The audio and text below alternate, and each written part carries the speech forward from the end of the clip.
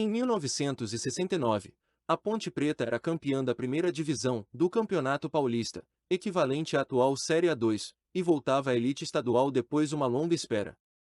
Pode não ser o título de grande repercussão que o clube tanto persegue, mas é a conquista de maior expressão da história da Macaca na categoria profissional.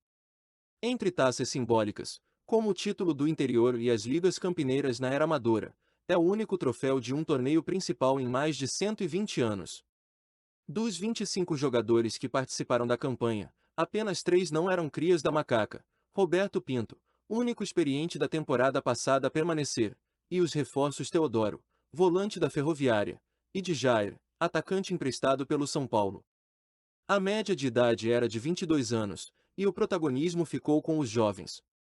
Entre os talentos que surgiram, estava aquele que viria a se tornar o ídolo maior e principal artilheiro da história do clube, com 155 gols, o meia de cá, então com 21 anos.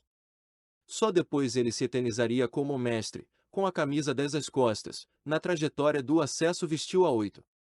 Um time que nasceu da necessidade se transformou no Expresso da Vitória, e reconduziu a Ponte à divisão especial. A base titular tinha Wilson, Nelsinho Batista, Samuel, Geraldo Spana, Araújo, e Luizinho, Santos, Teodoro e Roberto Pinto, Alain, Dicá, Djair e Adilson.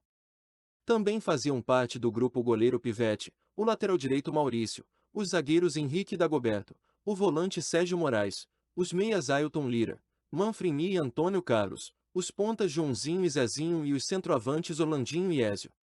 Em vez da faixa transversal, a Ponte passou a vestir camisa branca com 2 listras pretas na vertical, bem na direção do símbolo, e também uma segunda, com listras brancas e pretas na vertical. Eram 14 participantes, divididos em 2 grupos de 7 times. Os 2 melhores de cada chave avançavam. A contagem na época era por pontos perdidos, e a Ponte terminou a primeira fase com apenas um ponto perdido, na liderança isolada da Série A, e com o melhor retrospecto no geral. A Ponte disputava o acesso com o Linense, Noroeste e Francana. Somente o campeão subiria. Com vitórias por 3-1 e 3-0 sobre Linense e Noroeste, respectivamente, a Macaca encaminhou o título, e consequentemente a vaga à elite. Pelo sistema de pontos perdidos, a Francana, que estava com 2 empates, logo 2 pontos perdidos, ultrapassaria os campineiros se ganhasse o confronto direto por 3 gols de diferença. Assim, a Macaca chegou à última rodada podendo perder por até 2 gols.